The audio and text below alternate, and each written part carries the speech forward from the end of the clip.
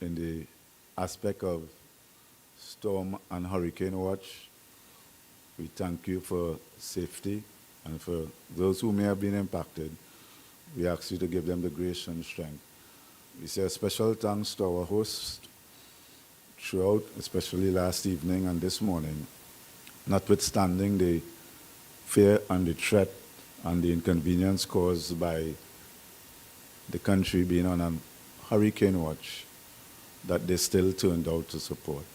We ask you to guide and give us the wisdom as we deliberate during the course of the day on matters that are pertinent and important to the youth and young people in particular of the Olympic and Commonwealth Games movement in the Caribbean. Thank you. Amen. We will remain standing for the national anthem, the national song, and the IOC anthem on this occasion. So, cue the national anthem, the national song, and the IOC anthem. Thank you very much.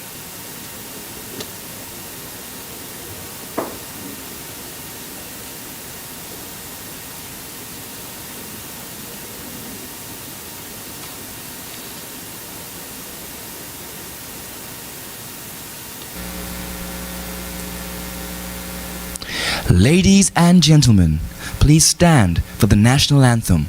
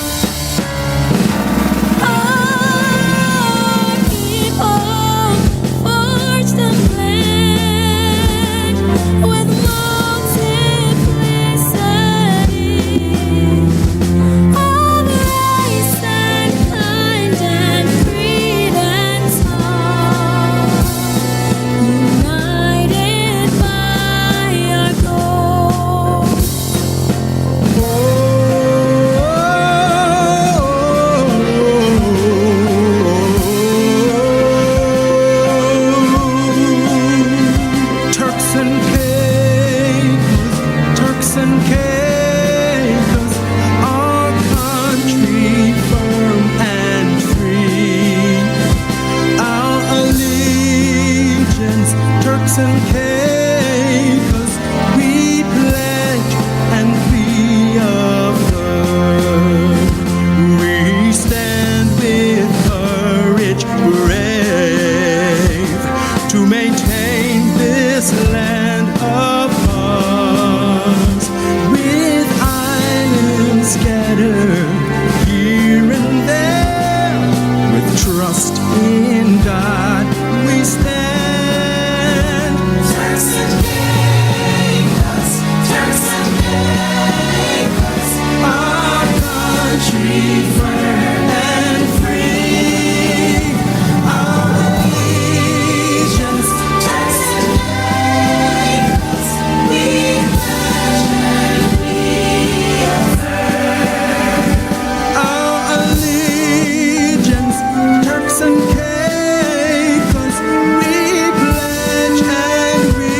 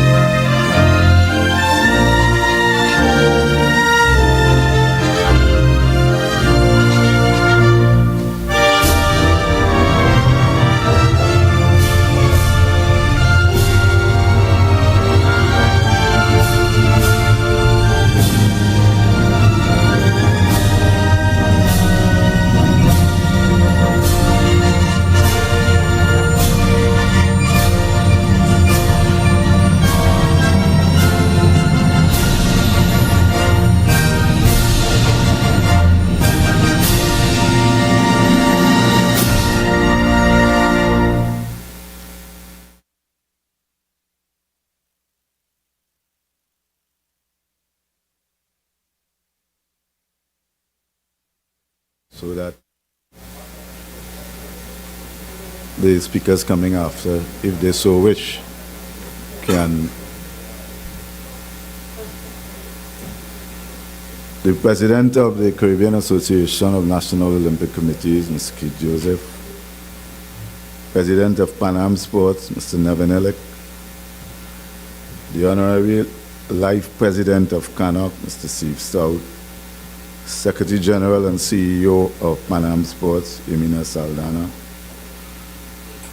Regional Development Manager, Americas and Caribbean, Regional Development Manager of the Americas and Caribbean of the Commonwealth Game Federation, Ryan Buffett, President of Pan American Weightlifting Federation, Jose Quiones, Client Relationship Executive of the IOC, for the IOC from Deloitte and Touch, yes, you're right. Chief Innovation and Partnership Officer at Center for Sports and Human Rights, David Gavin Head of UE Opening Campus Academy of Sports, Corbin John. Chairman of Caribbean RADO, Patrick Woolman. Head of the IOC Department of Sustainability, Julie Duffus. Head of Pan Am Sailing, Frederick H. Young. Honorary Chair and President of the Center for Sport for Human Rights, Dr. S.P. Campbell Barr.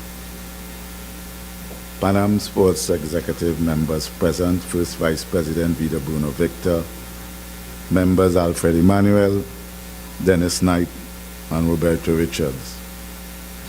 Executive members of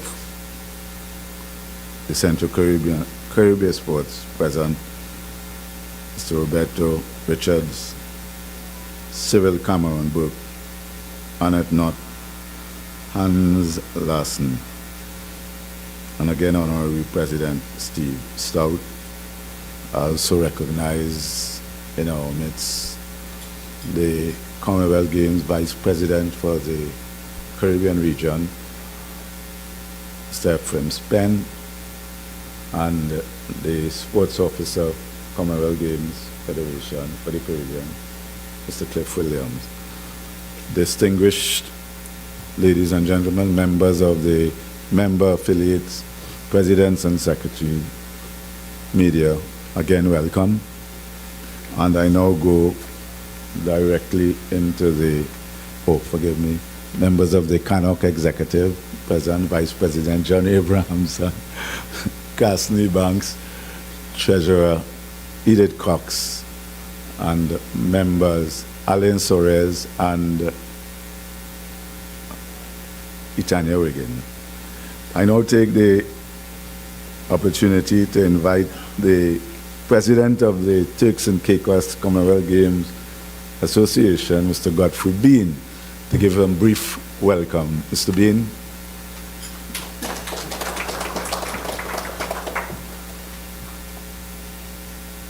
Good morning to all of you. Protocol has been established. It is a great pleasure for me to be here to welcome you to Turks and Caicos on this momentous occasion. I am so happy that I can be here standing on this podium to welcome you, because I still really can't believe that you're on the soil of Turks and Caicos, because something like this has never ever happened in our country before, and for myself and my executive to pull off not only one but four of these events this weekend, and having you enjoying yourself to the max, watching your faces. I was watching each and every one of you all as I walk around, and although when you were saying thank you, sometimes when you say thank you, your face really doesn't mean thank you. Your face said thank you. That is what had me so elated, and that can't find words to thank you for coming here and to embrace us and to enjoy the hospitality we have to offer and our culture. And so, without any further ado, I want to say I hope you come back again, and we will offer the same service that we have offered today.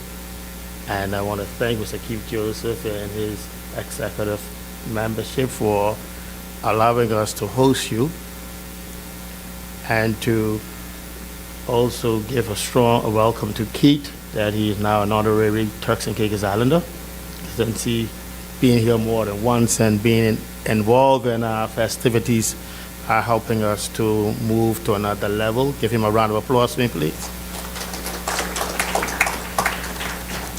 You may not know it, but Keith is always a part of, whenever we're doing something here, we call upon him to help us out. So thank you, Keith, for helping us here at the CGA. So again, just thank you guys for being on our shores and allowing us to host you here at the Turks and Caicos Islands.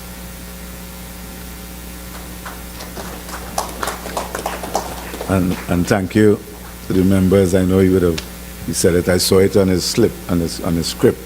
The members of CANOC for unanimously voting for the Turks and Caicos to host the 2024 General Assembly and Sports Annual. Ladies and gentlemen, I ask if you can stand so that we can acknowledge the arrival of the Honorary Rachel Taylor, Minister of Education, Youth, Sports and Library Services. Minister, thank you for coming.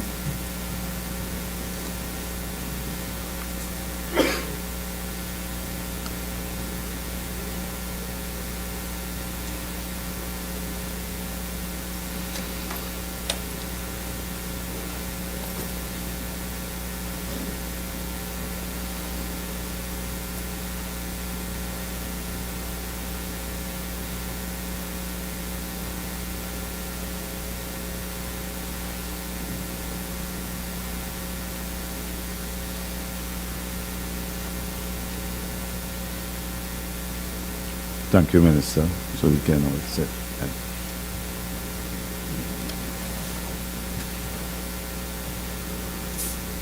I now invite the President of CANOC, Mr. Keith Joseph, to give you his brief address. Mr. Joseph.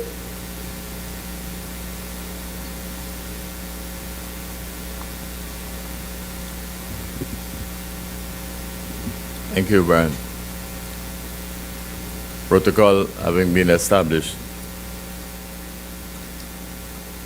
dear colleagues and friends, I begin by expressing CANOC's most sincere gratitude to all of you for being with us as we continue in our journey of utilizing sport as a vehicle for building lives, enhancing and enriching societies, and adding contribution to the creation of a better world. At last evening's inaugural Caribbean Awards Gala, the Honorable Minister of Tourism for Turks and Caicos Islands enunciated her endorsement of CANOC's motto, Beyond Possible. She took time to encourage all of us to constantly remind ourselves of what it ought to mean, an unflinching commitment to striving after excellence and beyond. In my own presentation, I declared that we must never cease to strive, and that excellence must not be an endpoint in that striving, but a milestone along the way. Last evening's CANOC event was another of those milestones, and we congratulate all of you who participated in the realization of this gala by making submissions and by being here to celebrate the nominees and the winners. Today we achieve yet another milestone, our 22nd General Assembly. And we do it with immeasurable joy, even as we have not achieved all our objectives. But we are meeting against a backdrop of international conflicts, whether it be Russia and Ukraine, the carnage in Gaza, Israel, Hamas, Hezbollah, Iran, Yemen, China, and Taiwan. We meet against the backdrop of continuing racism and human rights violations in a seemingly increasing number of countries and sports. And some wonder why we, who use the mantra against all odds, it is because of our realization that in sport as in life, we are embroiled in constant and consistent challenges that threaten to derail us in so many ways, from benefits associated with lights at the end of the tunnel. CANOC is committed to confront the odds at all times and proudly rise above in defiance on each occasion. While it seems the easiest of paths to remove ourselves from the challenges mentioned here, we are in a global environment where all are impacted, whether we like it or not. Consequently, if we truly believe that sport can change lives, then we must not flinch, but realize our commitment to being a source of inspiration for all and a force for change, one step at a time. This is the reason that we in CANOC must expand our vision and consistently extend our reach well beyond the confines of our executive committees and create institutions all around us that are decidedly inclusive and committed to building bridges of hope, constructing whole persons forever imbued with dignity, wholesome homes, communities, and societies. We commit to making physical literacy the third pillar of our education philosophy, added to numeracy and literacy. We commit to gender equity and equality. We commit to sustainability through sport. And we commit, however difficult it may prove to be, to the pursuit of Caribbean solidarity and ultimately Caribbean unity. CANOC, after 18 years, held its inaugural Caribbean Games in Guadeloupe in 2021. we thought that the shared joy of its realization constituted for us much more than a dream come true, and that there would be no shortage of eager hosts. Unfortunately, while there have been expressions of interest, we have had no host for the second edition of these games, which were pitched at the under-23 level and scheduled for 2025. As it now stands, we have no host for the games and must consider options. Yet again, we have to work against all odds. We will, however, prevail. In stark contrast, there is no shortage of interest among the international sports federations in the Caribbean Games. Sailing, karate, roller skating, flying disc, weightlifting are among the growing number of sports that have reached out to CANOC to be included in future edition of the Caribbean Games. With new sports being developed around the world every day, we can be assured that CANOC will be the recipient of many more requests for inclusion. Our members and our associate members continue to expand their own sporting options, to which they reach out to others in our region in a spirit of genuine cooperation and solidarity. Our friends in Martinique, for example, continues to expand the reach of the Caribbean school sports and is contemplating an invitation to Caribbean institutions for their Caribbean corporate games. We remain particularly pleased by the generous invitation from our Martinican associate member to have us fully immersed in their celebration of the passage of the Paris 2024 Olympic torch through their island.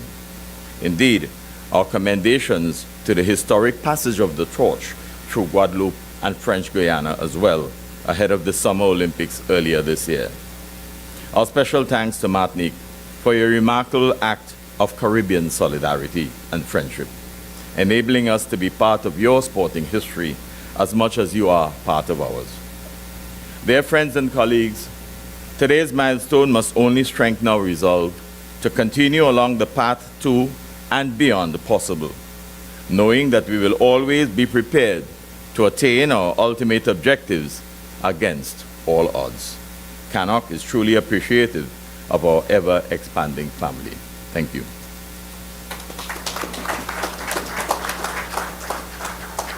Thank you very much, President Joseph. I also wish to acknowledge the presence of Sandra Osborne, Executive Member of the Commonwealth Games Federation. There's a saying that leadership understands the importance of collaboration and not necessarily confrontation.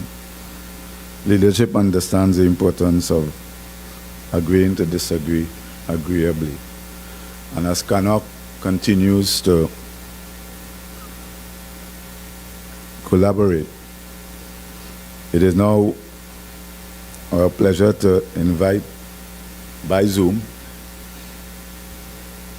Dr. Epsi Campbell Bar. Okay? As happens, I've gotten the signal from the director. Flip that switch. So we will now go to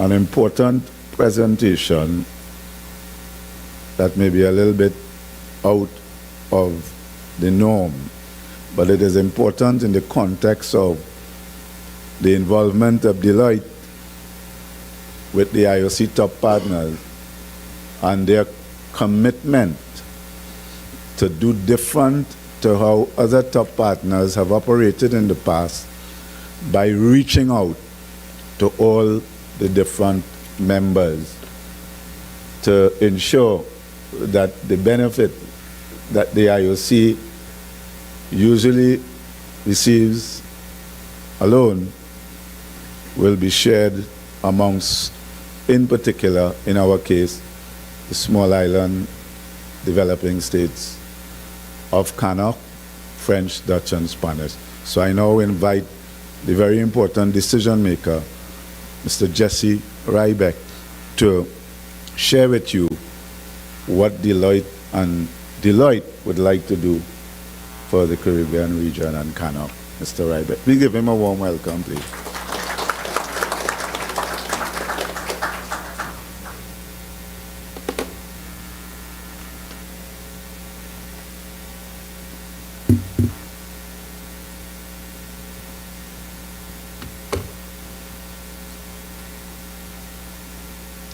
Thank you. Thank you for having Deloitte take part in this incredible weekend. I want to first thank President Joseph, Secretary Lewis, the entire delegation, esteemed guests. It's been an absolute honor to be here representing Deloitte, a relatively new top partner. Our partnership started only 2 years ago, but this region is incredibly important to us, and we feel that we can make an impact along the lines of many of the concerns and challenges that we've heard over the last couple days.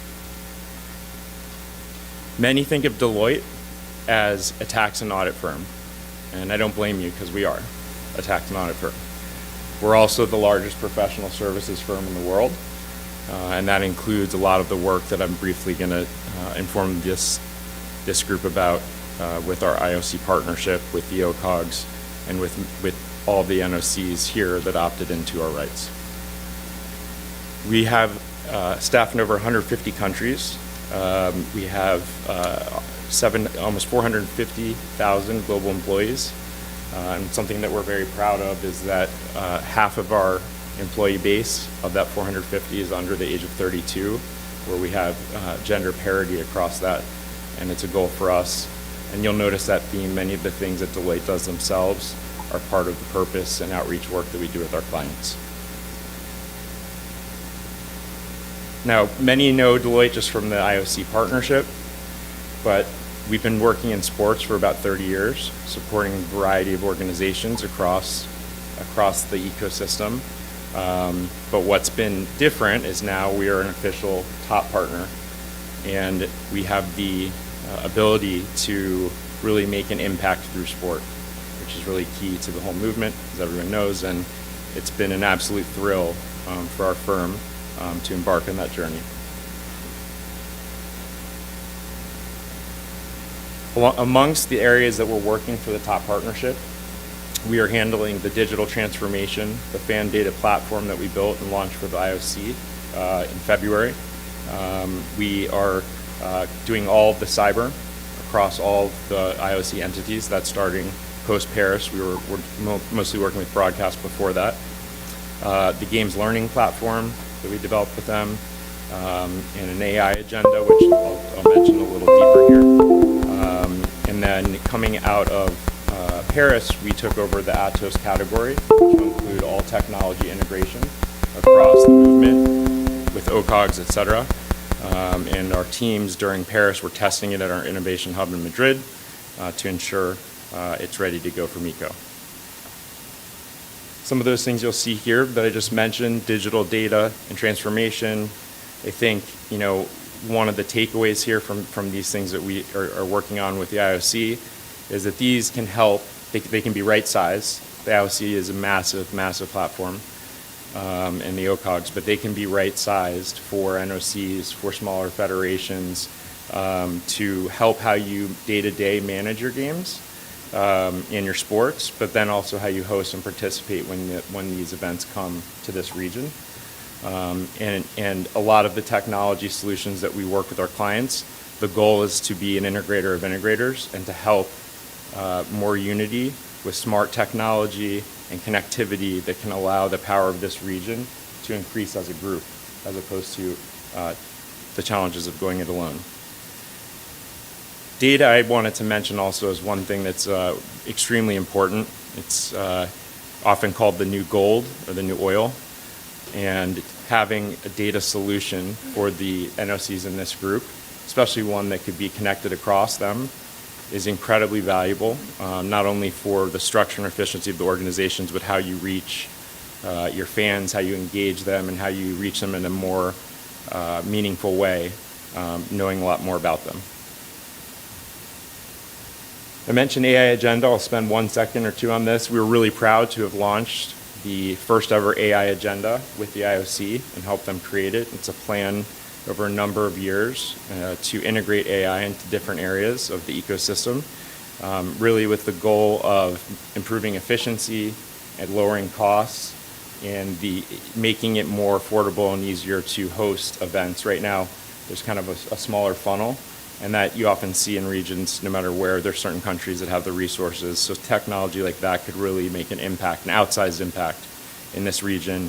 And we're already working across broadcast solutions with translation, highlights, things that used to take weeks and weeks and weeks, can tremendously cut those costs as one example. This is really important for Deloitte, and from the conversations the last couple days is something that was resonating well across the members. We are very serious about our commitment to these areas, as our IOC clients can tell you, because we're helping them with many. Athlete transition is something that I think could be really interesting for the region, where we can provide a platform and a training and the tools to go from your athletic career into a professional career. Something that I think could really help this region in particular. Obviously, climate and diversity, equity, and inclusion are two very other important purpose areas for us.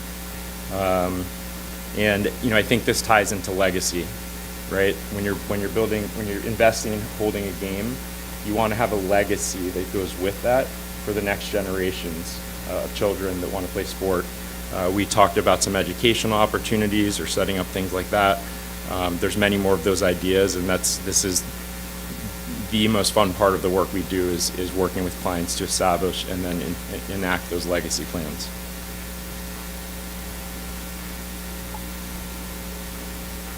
One of the other pieces, part of our partnership, was an innovation hub we launched in Madrid. And while that may be far away, I think the takeaway is the commitment we put there. That's where we're testing the systems, we're running to make sure. No one ever wants to hear about the cyber partner during a game. It's like hearing about a referee. It's not a good thing. So we need to test and test and test. But what this offers is regions like this, the ability to test out different systems at no cost to the region, not having to set up their own test center. And so we thought that was important to mention, as we're the integrator of integrators, and our innovation hub or a pop-up hub here could be really impactful for the decision-making process of what systems and tools most make sense for this group. One last fun thing I wanted to mention is,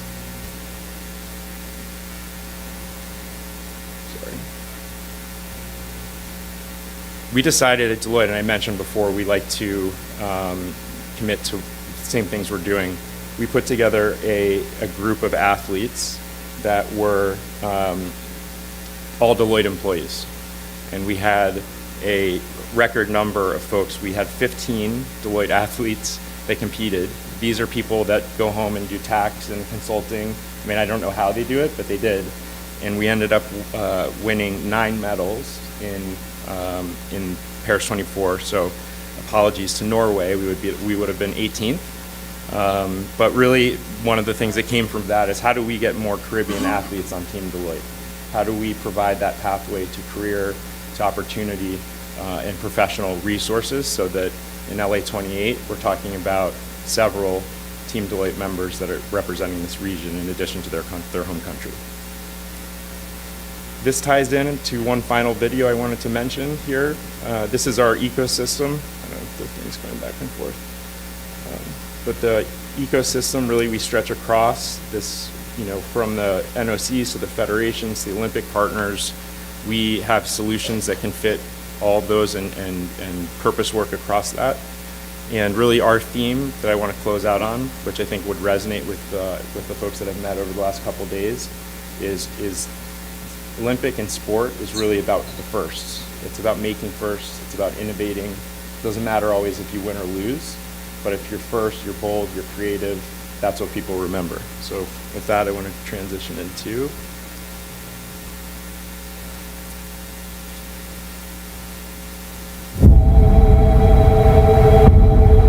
if the sky were to fall, I'd be the first to fall. First.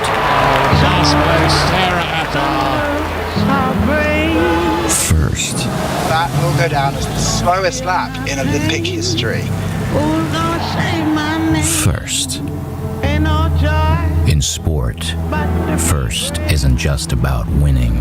Dear refugee athletes, You are sending a message of hope. It's about leading. And the same goes in life. Will be the first ever Olympic Games with gender parity. First to try paves the way for first to win. But being first is hard.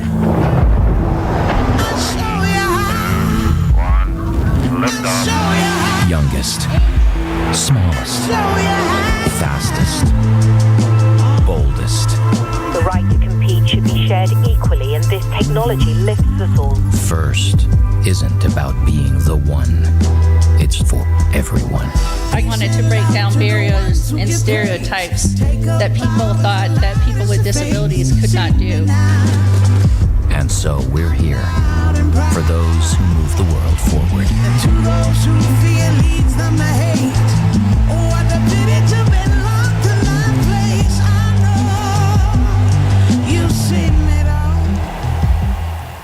So in closing, we are here to support wherever possible.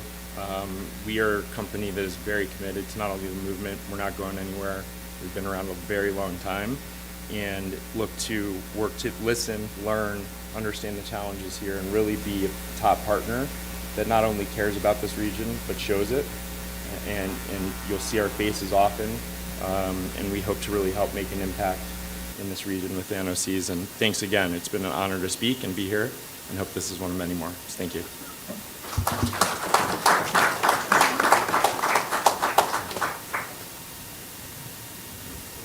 Thank you very much. We go back to scheduled programming, and we will now have Dr. S.P. Campbell Barr, the Honorary Chair and President of the Center for Sport and Human Rights.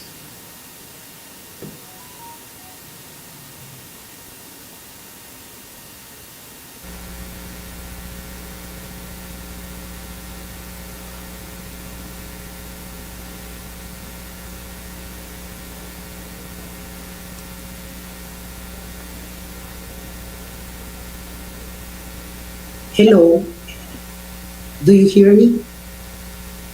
Do you hear me? Good morning, distinguished CANOC members, esteemed colleagues and friends. It's an absolute pleasure and honor for me to join you today virtually in my new role of Honorary Chair and President of the Center for Sports and Human Rights. This is my first official engagement in this capacity. I cannot think of more fitting occasion than addressing CANOC, an organization that has done so much to promote some of the values I hold dear, values of unity, justice, and opportunity through sport. And also because I'm also a Caribbean woman. I want to begin by expressing my heartfelt gratitude for your warm welcome and acknowledge the significance of the work of CANOC is doing to enable Caribbean nations to show us their power through the unifying force of sport. As you come together in the beautiful Caicos Islands, I'm always struck by how sport brings us together, even increasingly more forward. CANOC is a powerful example of how collective action and regional collaboration are critical in addressing today's challenge and harnessing tomorrow's opportunities. In time of crisis, division, uncertainties, sport remains one of the few spaces where we can common ground, where we can transcend our difference to achieve something greater than ourselves. In the Caribbean, where our diversity is both our strength and our beauty, this spirit of collaboration is within into the very fabric of our communities. Our nations may be separated by water, but our shared love of sports has always united us. We have seen how through the work of CANOC, this spirit of regional unity is translated into concrete action, whether through major sporting events, athletes development program, and advocacy for sports as a tool for social change.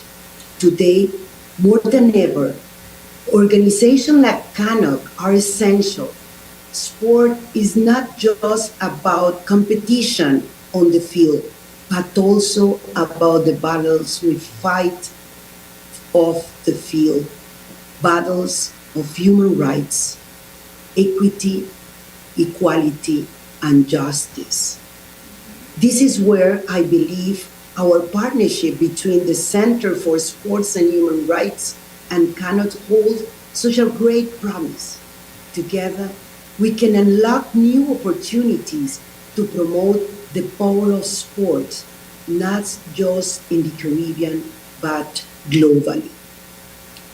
One of the most exciting opportunities before us is the potential to pursue diverse renewed stream to support our shared vision.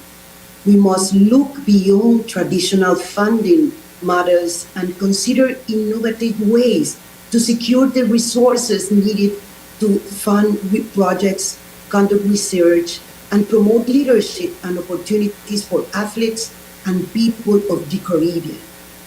By diversifying our renewable base, we ensure the sustainable agenda of our programs and increase our capacity to make meaningful, lasting change. For example, we can explore partnership with the private sector, tapping into companies and industries aligned with our inclusion, equity, and social impact values. Businesses worldwide are growing interested in investing in sports as a tool for development, particularly in regions like Caribbean, where the potential for impact is vast. But positioning CANOC and the Center for Sports and Human Rights as leading in this space, we can attract investment for corporate sponsors eager to part of positive change sport can bring. In addition, we can look the Philanthropy Foundation, Regional Development Bank, and international organizations that support initiatives promoting human rights, education, and social justice. These institutions often have funding for projects that use sports as a vehicle for social change. And by working together, we can develop proposals that align with the priorities while advancing our goals for the Caribbean region. We can also explore opportunities to raise funds through research and innovation by conducting studies on sports, social and economic impact in the Caribbean. We can generate data that informs policy and attract funding from governments and organizations interested in data and evidence-based decision making. Research can serve us as a powerful tool for advocacy, helping to make this case for greater invest in sports and means for fostering social cohesion, improving public health, and driving economic growth. Furthermore, we can create leadership programs that empower next generation of athletes, coaches, and sports administrators in the Caribbean. This program could be funded through grants, sponsorship, crowdfunding campaigns, engaging global communities, and supporting the development of the future leader who will continue to carry forward our mission of using the sport as a positive social impact. The Caribbean is rich in talent, potential, and cultural pride. But beyond that, it has faced and continues to face significant challenge from the lingering effect of colonialism to the socioeconomic urgencies that persist today. The Caribbean is all too familiar with the struggle for equality and justice. Yet, because of this shared history, the Caribbean is uniquely positioned to lead on the global stage, and Caribbean are doing now. This is no better region to showcase the power of sports to foster resilience, transformation, and hope. The Center for Sports and Human Rights share this vision. We believe sport has the power to be force for good and for justice and force for unity. This is why I'm deeply passionate about working with organizations like CANOC to leverage sport as game and catalyst for meaning change.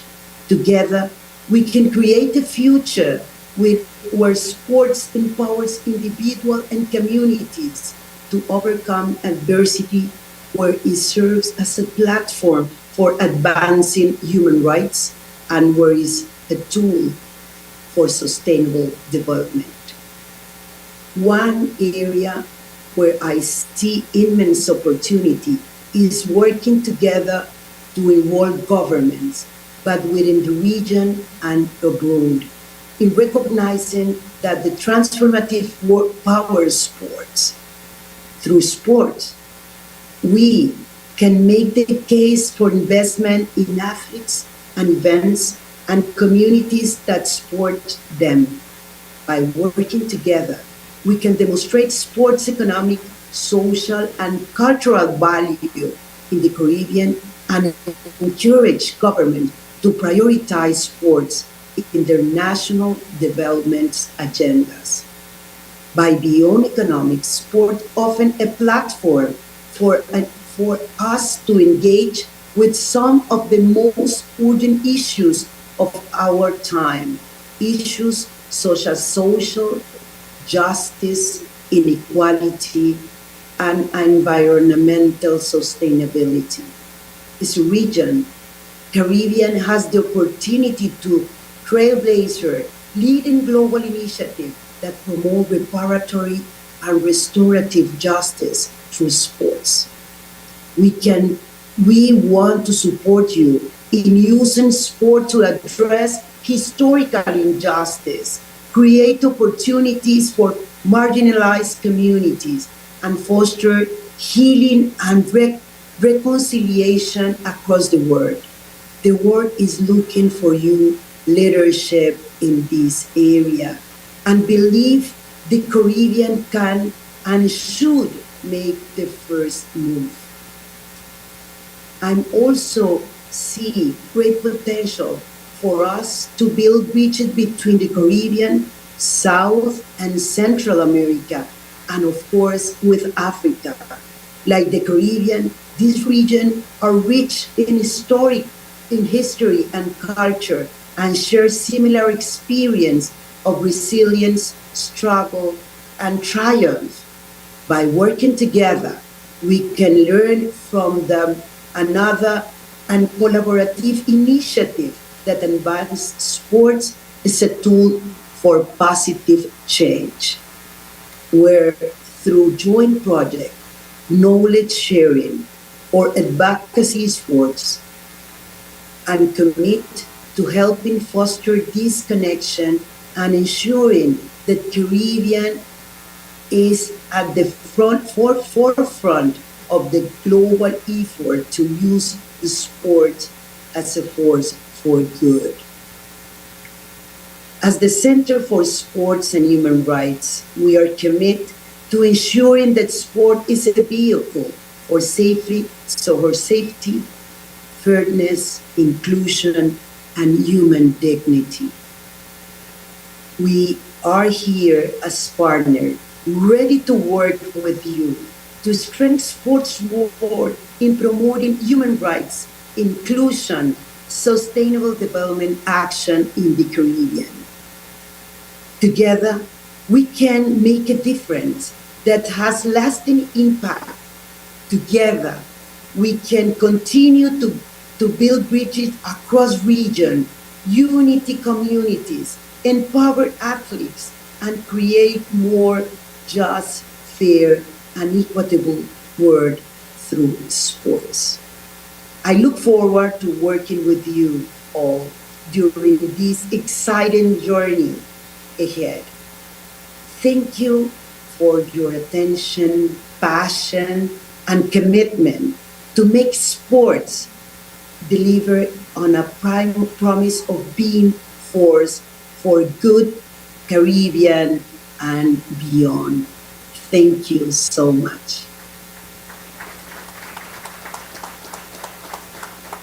Thank you very much. Thank you very much, Dr. Epsy Campbell-Barr. Ladies and gentlemen, let us give our next speaker a resounding welcome. Our good friend, the president of Pan Am Sports, Nevin Illick. Nevin.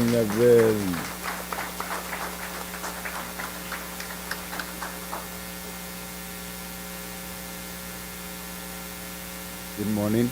Good morning. Thank you for the invitation. If you need a translation to my English, you can choose Channel 4. No, I would like to thank also the local authorities of Turks and Caicos for hosting this General Assembly here in the island. That bring me beautiful memories. I was here 20 years ago with my family in the same hotel, and we enjoyed a lot the island, the ocean, and the food and everything here. I don't want to repeat what I said in Asunción, but I think that we have to be clear that, like America, we are doing a good job. In my opinion, like Pan Am Sport also, we are doing a good job in terms of we are giving a lot of opportunities to our athletes through the Junior Pan American Games in Cali, the Pan American Games in Santiago, and finally in Paris, you demonstrated that America is a great continent with great athletes. But this opened a big challenge for the future. When you are doing a good job, probably everybody will ask you for more for the next Olympic cycle. In this line, the new EB that you elected in Asunción will meet next month in Punta Cana. That will be our first meeting with our first vice president. And we will decide what will be the best way to help you to do a good job in your countries. In my opinion, I think that we have to work very hard with the youth. We will have next year Asunción 2025, where we will give more opportunities to the new generation. That is very important for countries like Chile. The problem that we have is that we need to work more in the new generation. If you see, our athletes are the same athletes in some sport during the last 12 years. But I think that if you speak with the different countries, they have more or less the same problem.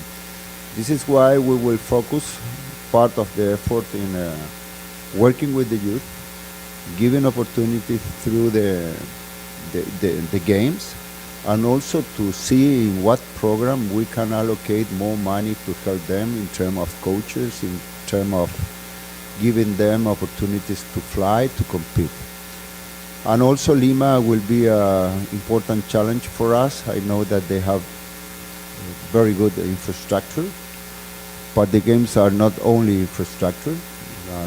We will work very close with them to be sure that the Lima will be better than Santiago and Santiago to be better than Lima. But this is what we are trying to do, to improve every year, every Olympic cycle about what we are doing. Also, the idea will be to use more Pan Sport Channel. I think that a Pan Sport Channel is a very good tool for everybody in terms of how to promote activities that we are doing in our region. It's completely open for everybody, for all kind of competition, for all kind of sport. And a Pan Sport Channel is not a business. For Pan Sport, probably in the future will be a business, but today the idea is only to promote what you are doing in your sport and in your countries. I would like to say thanks again, Kid Joseph, for inviting me, and all the best during today and in the future. Thank you very much.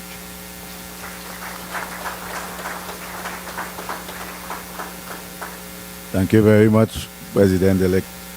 Just a quick note, I must congratulate President-elect. Years and years ago, we had a personal bet, and it was simple. He called it, he said, because he couldn't talk much English, if any at all, and I could talk no Spanish.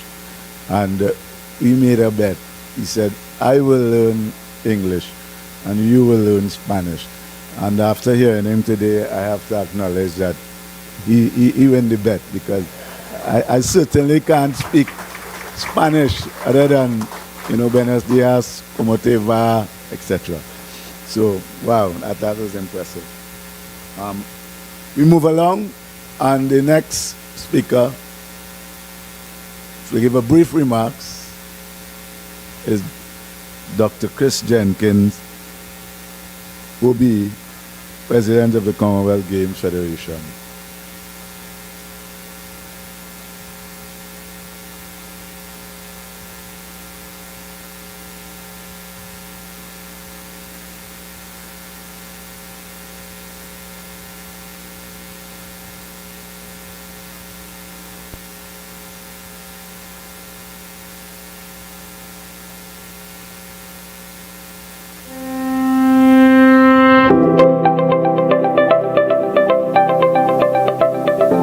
President Keith Joseph, Secretary General Brian Lewis, Commonwealth Games Association Turks and Caicos, President Godfrey Bean, CGA and NOC Presidents and Secretary Generals, thank you so much for inviting me to do this video address to you today at the start of your General Assembly in Turks and Caicos. What a beautiful place. I'm just bowled over by the beauty, the natural beauty of the Turks and Caicos Islands. I'm really sorry not to be with you today. Unfortunately, I have to fly off to Samoa for the Commonwealth Government's Heads of Meeting. So I'd really love to have been with you throughout your deliberations, and especially to the inaugural gala night. I'd like to add my congratulations to all the inspirational nominees and eventual winners of the awards. Congratulations from me and everyone at the Commonwealth Games. It's been wonderful being here at the combined Caribbean and Americas regional meeting, working in association with CANOC. This close collaboration is so rich, and we draw strengths and ideas from each other. And I know that the close working relationship will continue to grow. So thank you, President Keith and Secretary General Brian. The whole of the deliberations we've had within Commonwealth Sport Regional Meeting here has really been talking about the future, looking forward to our anniversary in 2030, now that the Games in 26 are so close. And we were celebrating Glasgow, but we had so much to celebrate as we look forward to a really exciting future out to our anniversary Games in 2030. We've been discussing some really important issues around historic injustice, sustainability, and the Games themselves as we reset the Games to a sustainable model for the future. Also, we've been celebrating events that have been happening within the Commonwealth sport movement in the Caribbean and the Americas. So looking at the Bahamas Youth Games back in 27, followed by the fantastic games, the Youth Games last year in Trinbago. What a fantastic celebration of youth those games were.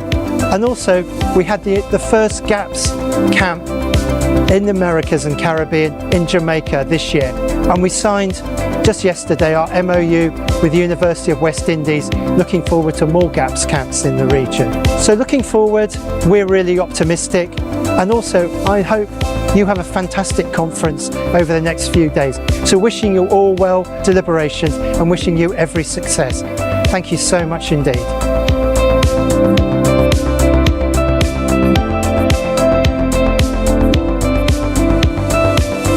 Very much, Dr. Jenkins.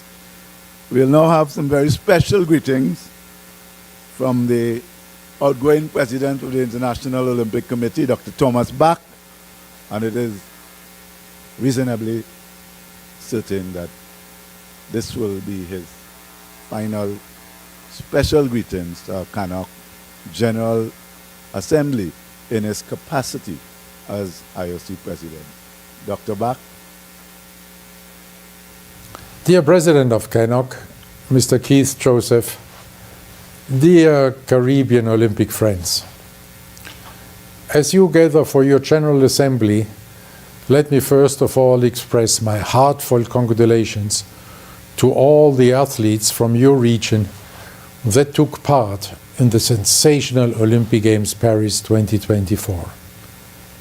Your athletes, their amazing performances, and their sporting success, including, of course, some history-making gold medals, brought so much pride and joy to all the people of the Caribbean. In this way, you all and your athletes contributed greatly to the exciting success of the Olympic Games Paris 2024. We are very happy and proud that we were able to bring together the athletes from the territories of all 206 national Olympic committees and the IOC Refugee Olympic team in Paris. They competed fiercely against each other. At the same time, they lived peacefully together under one roof in the Olympic Village. They created a culture of peace, sending a powerful message across the globe.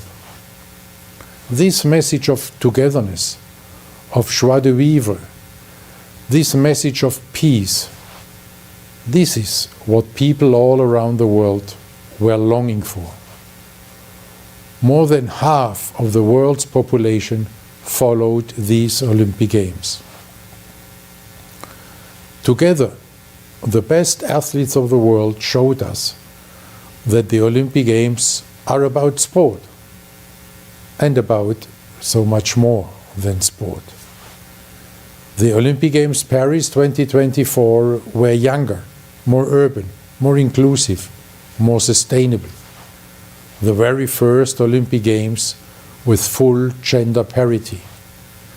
The first Olympic Games fully in line with our Olympic agenda reforms from start to finish. For all these reasons, we can truly say the Olympic Games Paris 2024 were Olympic Games of a new era. With the great sporting success of your athletes, CANOC played an essential role in writing this new chapter of Olympic history. For this, you can rightly be very proud forever. This is why I would like to congratulate everyone at CANOC, under the great leadership of your President Keith Joseph, for all the important work you are doing day in, day out. This important work to support your athletes and to promote sport and its values across the entire region. At your General Assembly, you have every opportunity to set the course now for the future of sport in the Caribbean. On the road to LA 28, to Brisbane 2032 and beyond, building on the strong foundation that you have at CANOC you can look ahead with great confidence. As you look to this bright future, let me reiterate that you can always count on the IOC as a partner by your side to promote our shared Olympic values of peace and solidarity. Because, as your athletes have shown us in Paris, we can only go faster, aim higher, become stronger if we stand together in solidarity. Our partnership is the perfect illustration of this, our Olympic motto. Faster, higher, stronger, together. In this Olympic spirit, I wish you fruitful discussions and an enjoyable and successful General Assembly. All the very best.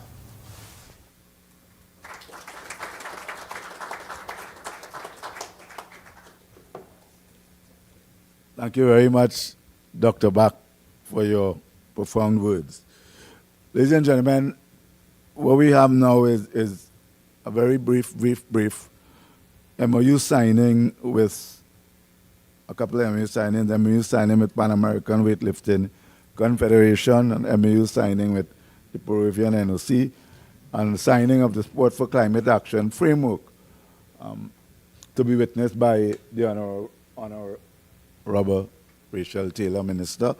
And then after, the Minister will give remarks, and in advance again, we extend our appreciation to the Minister for taking time. As we all know, Turks and Caicos went through a very difficult period in the last couple of hours, and she really has pressing obligations with her constituents and given her remit. So the fact that she has taken time still, notwithstanding, to come here is deeply appreciated. So the MOU documents, please.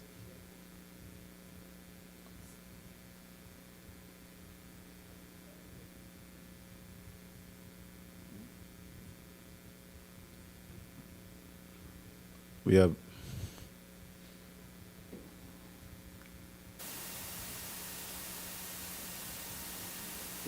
Can we get just some assistance to create space?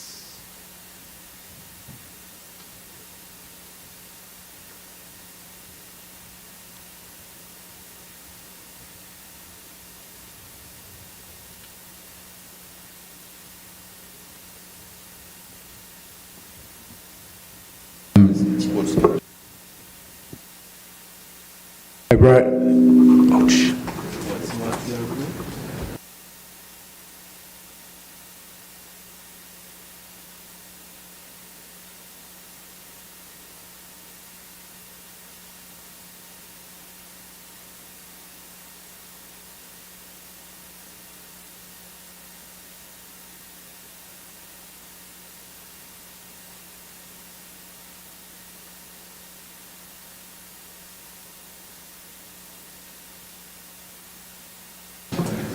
Hello. Hi, Brian. I was suggesting perhaps as the documents have been signed, maybe some comments or explanations of what we are signing.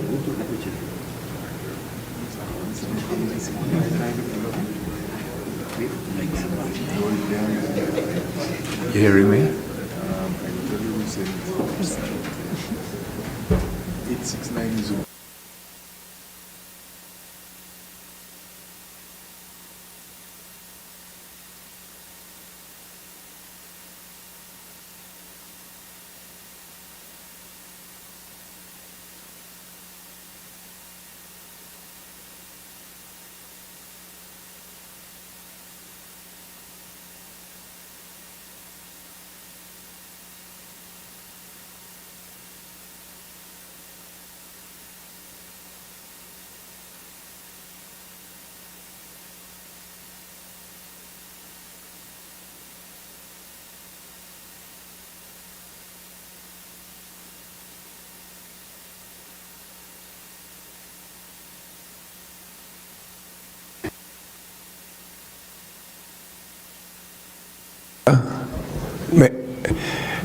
Hay una honda preocupación, buenos días a todos, del documento que se está firmando. Los que estamos aquí sentados queremos saber de qué se trata. Y segunda pregunta, ese documento que están firmando nos compromete a todos. Tercera pregunta, ese documento que se está firmando fue aprobado por nosotros. Esas son las preguntas.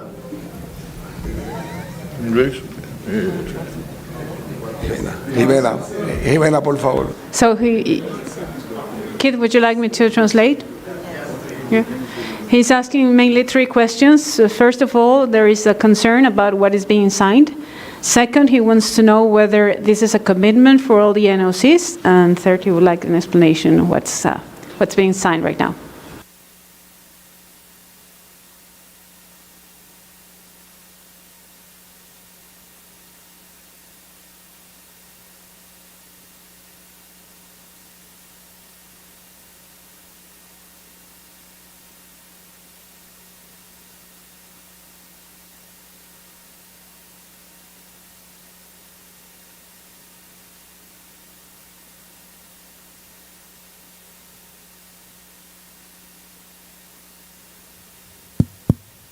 Okay now? Okay. First of all, good morning. It's a good chance to have some words with all my friends. I can speak in behalf of the Pan American Weightlifting Federation. From the side of the CANOC organization, it's a non-binding agreement. But from our side, it's a big responsibility that we, of course, embrace very happily. Why?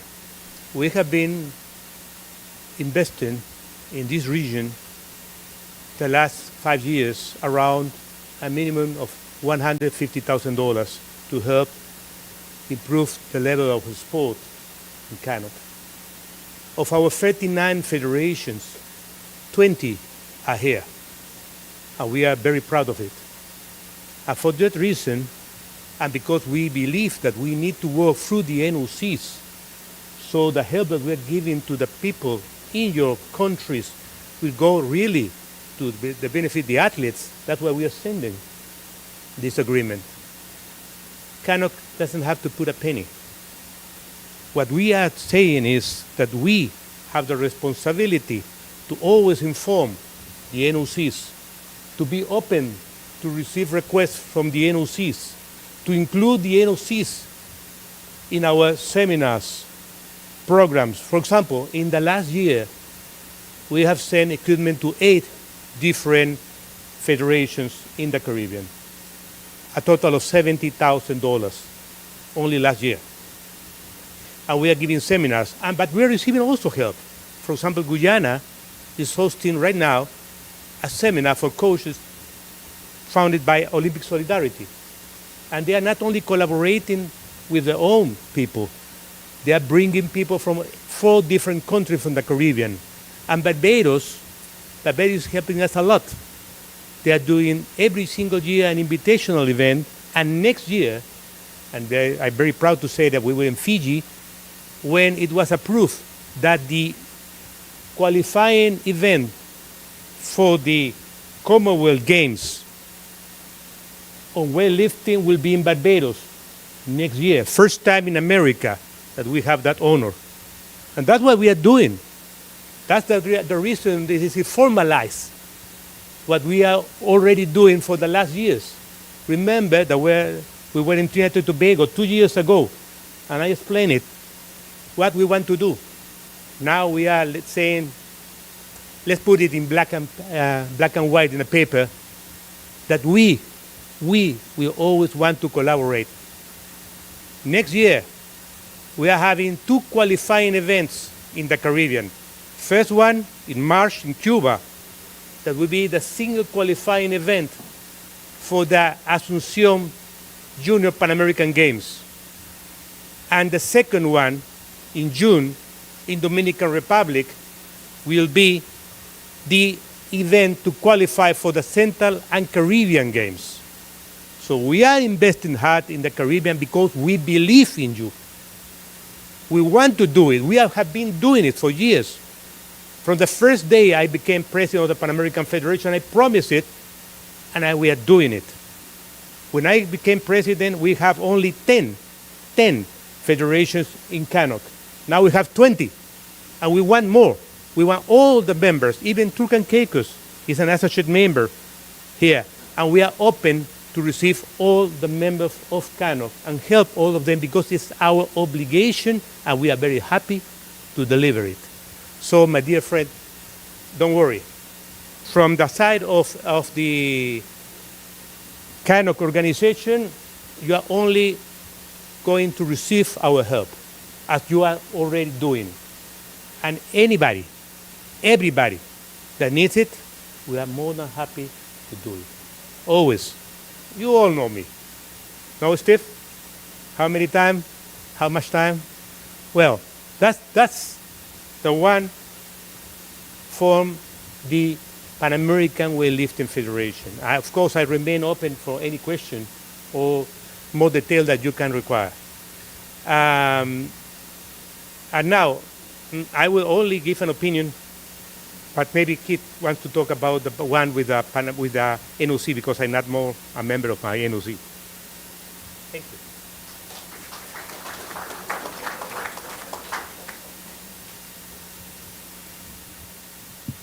When Toronto was bidding for the Pan American Games of 2015, CANOC conducted a needs assessment survey. And we approached Toronto to assist us over a 4-year period. During that 4-year period, they funded 9 seminars which we spread across the CANOC membership. When Peru and Lima, Peru won the bid for 2019, we signed an MOU for a number of courses, 16 in all, over the 4-year period. Unfortunately, there were some changes in Peru, in the Peruvian Olympic Committee, and that did not materialize. When they won the bid this time, we asked them if they were prepared to continue what they had committed to when they had won in 2019. And they have agreed that we will be able to have a program over the next 4 years, and perhaps even beyond. So we did the same thing we conducted with the assistance of Kelvin Jha of University of the West Indies. We conducted a need assessment survey among our membership, at the end of which we had a group visit Peru and agree on the fundamentals that have gone into this document that we have signed. We have also indicated that as we go forward, we will appoint a special committee that is headed by myself, which includes a representative from the University of the West Indies, a representative from the membership, and one other individual to oversee the preparation of the projects that will be sent to you after Peru has agreed that those are the ones that will be implemented and funded. So that is the backdrop to these 2 particular programs. The other MOU that we are about to sign, or the other document we are about to sign, is that which we are signing with the IOC's Department of Sustainability, which is the project you discussed yesterday, the Caribbean Sustainability Action Plan. So those are the 3 documents that we are signing today.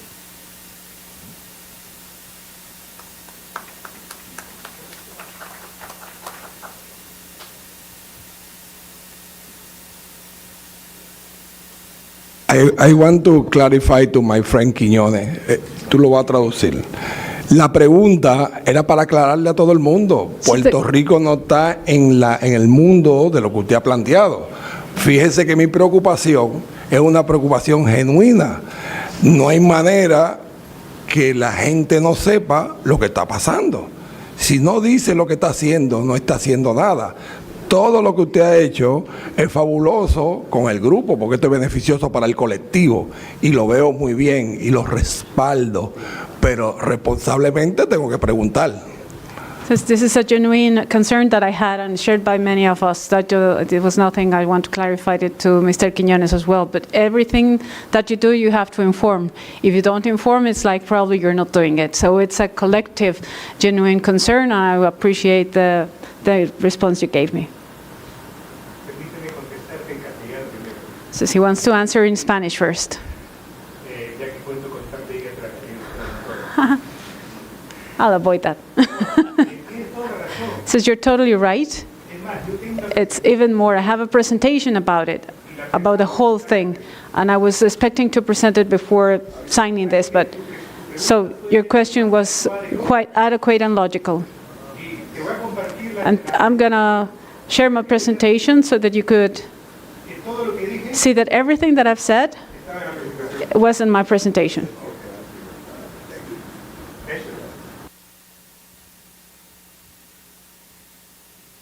That's it? Huh?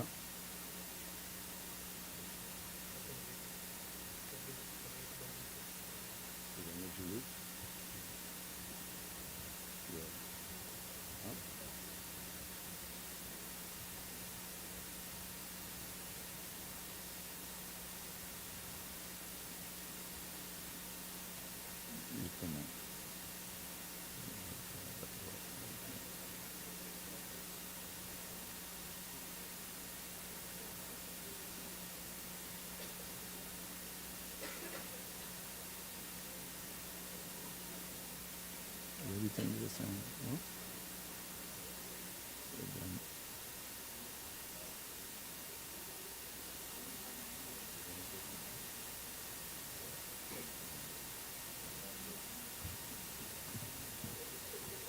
Good morning, everyone.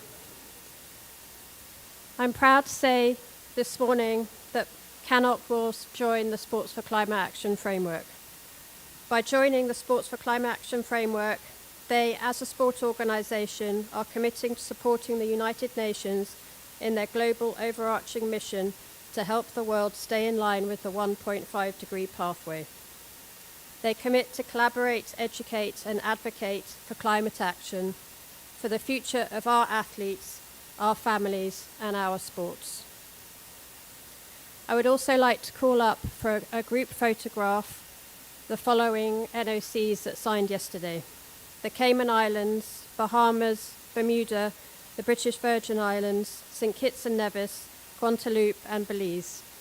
If any of you extra would like to sign, please come up as well and we can do the signing afterwards, but we'd like to get a group photo. Thank you.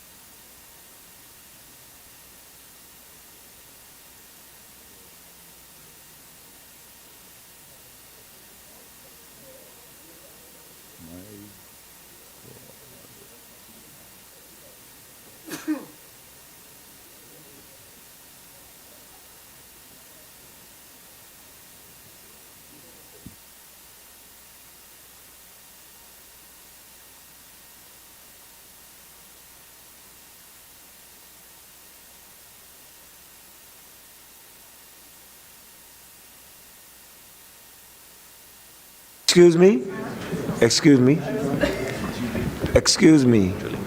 Julie? Excuse me? Okay. Julie. For those of us that signed before, can we come in the photo? Very welcome.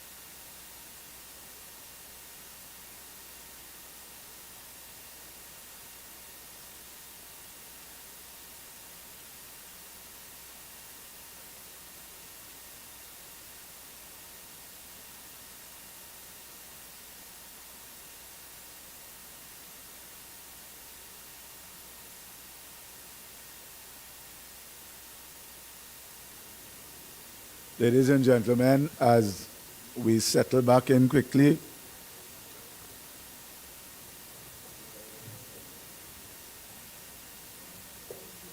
we will now invite the Honorable Rachel Taylor, Minister of Education, Youth, Sports and Library Services. Can we have your attention, please?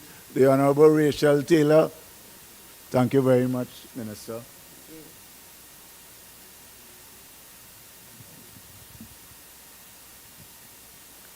A pleasant good morning.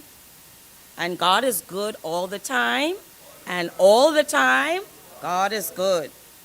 Now, everyone is talking about, actually, I woke up this morning and my mom said, "Girl, where were you last night? Didn't you remember that we were going through a storm?" I said, yes, we are going through a storm as we celebrate sports here in the beautiful by nature Turks and Caicos Islands. And we woke up to almost clear skies, so he is good. But it is my great honor to welcome you to the Turks and Caicos Islands for the 22nd Annual General Meeting of the Caribbean Association of National Olympic Committees. Under the leadership of President Keith Joseph and his entire executive team, our commitment, our vision, and our belief in the transformative power of sport will aid in the transformation and modernization of sports within the region. We must work together to build a legacy that will inspire future generations. I extend my heartfelt greetings to you, to each of you, in the capacity which you hold within your territory, within the sports community, and express my gratitude for your continued dedication to the growth and development of sports in our region. Over the past few days, we have had the privilege of hosting you on our beautiful islands, and we trust that the vibrant culture, warm hospitality, and natural beauty of the Turks and Caicos Islands have made your stay a memorable one. Today, as we come together from different nations and cultures, we share a common goal to elevate sportsmanship, foster collaboration, and ensure that the next generation inherits a world where sports and values are strong. The work accomplished during the meetings have been of immense significance, from grassroots initiatives to elite sports, from athlete health and well-being to sustainability and human rights in sports. To our Caribbean region, from grassroots to elite, with a focus on building a Caribbean legacy, is essential as we make an assertive effort to engage a larger cohort of students through sports as we take a holistic approach to their overall growth and development. Through our sports programs here in the Turks and Caicos Islands, we have been able to look very carefully at our national skills audit that I've had the opportunity to speak very briefly through a few times. But what we have realized is that we have to be intentional in everything that we do. So the National Skills Audit of the Turks and Caicos Islands has shown a deficiency in skills such as teamwork, critical thinking, customer services, communication, and the list can go on. Therefore, we are becoming more intentional in incorporating such skills within our program offerings in our schools. We have introduced our Soccer for Good, our Police Action League, and our Police Action League really targets our most vulnerable students within our various schools, providing an opportunity for them to receive the additional mentorship that is quite needed. We have introduced our free after-school programs here within the Turks and Caicos Islands with an element of a focus on sports. And I must say that we take the opportunity to say special thanks to Ms. Edith Skippins, who have said in many of our meetings as we take a holistic view of how we are going to approach sports, in our after schools.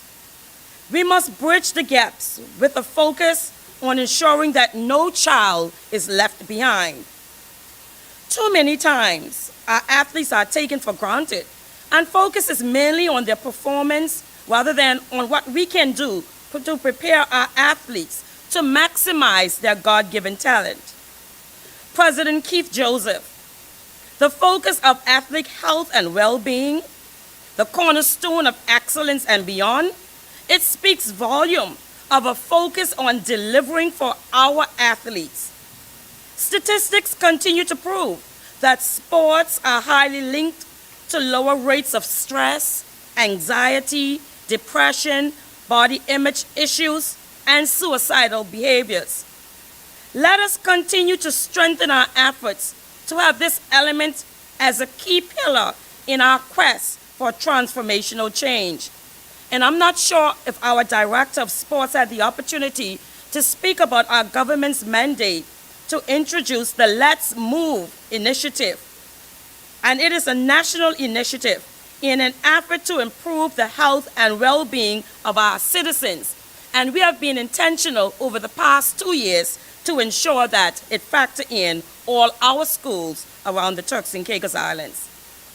In our communities, let us tap into all the available resources, and above all, let us ensure that our policies are in place to bring about more meaningful impact.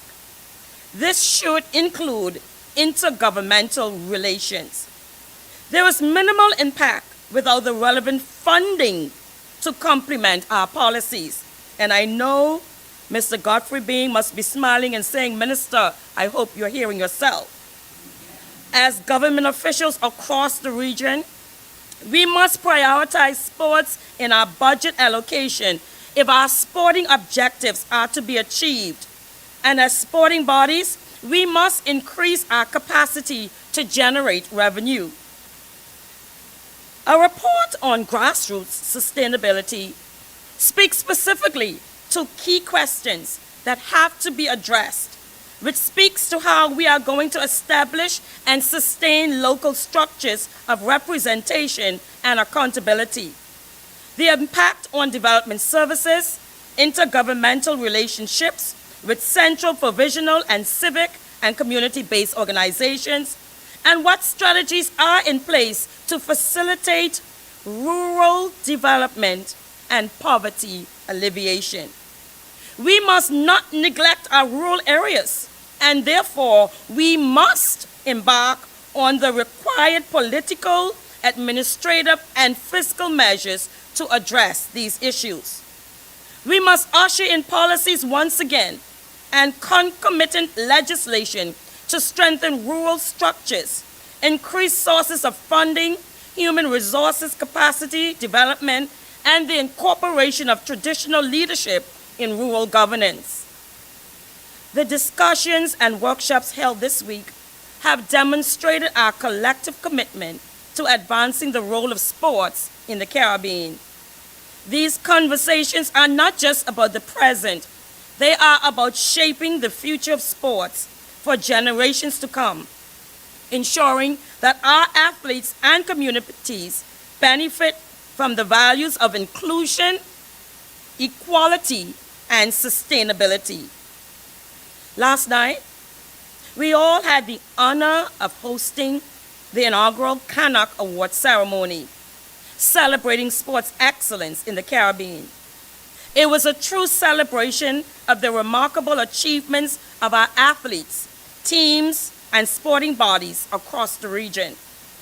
Despite the sudden passage of Hurricane Oscar, the evening was a resounding success. And let's put our hands together for our team.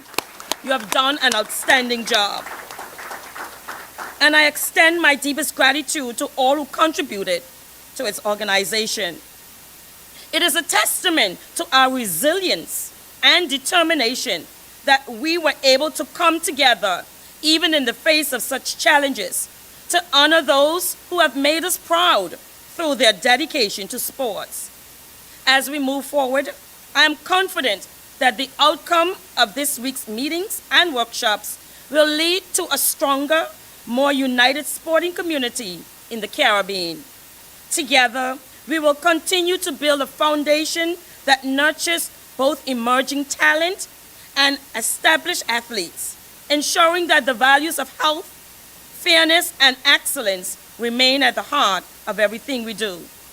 And on behalf of the government and the people of the Turks and Caicos Islands, I thank you once again for your participation, your insights, and your partnership. Let us continue to work together to uplift Caribbean sports and athletes on the global stage. Thank you, and may we all continue to be champions of sports excellence here in the Caribbean.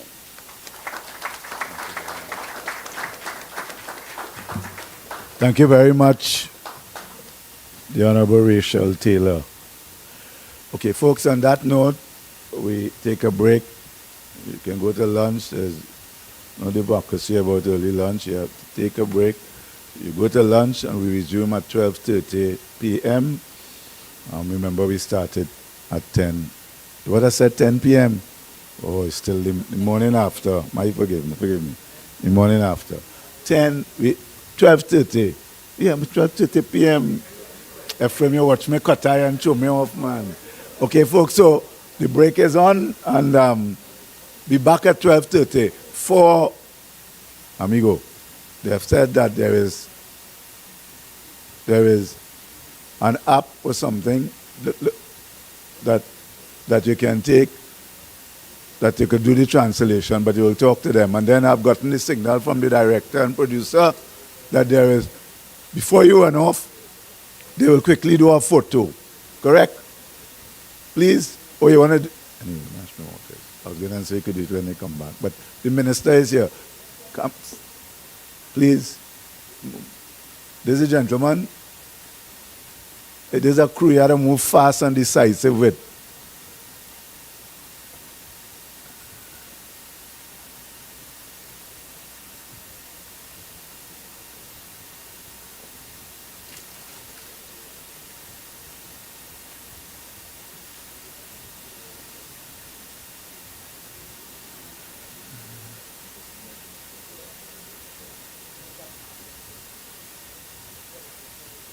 I've been asked if you can kindly come forward to facilitate a group picture with the minister, who, as you would have heard, went beyond the call of duty. She said she got all sorts of phone calls. Where were you last night?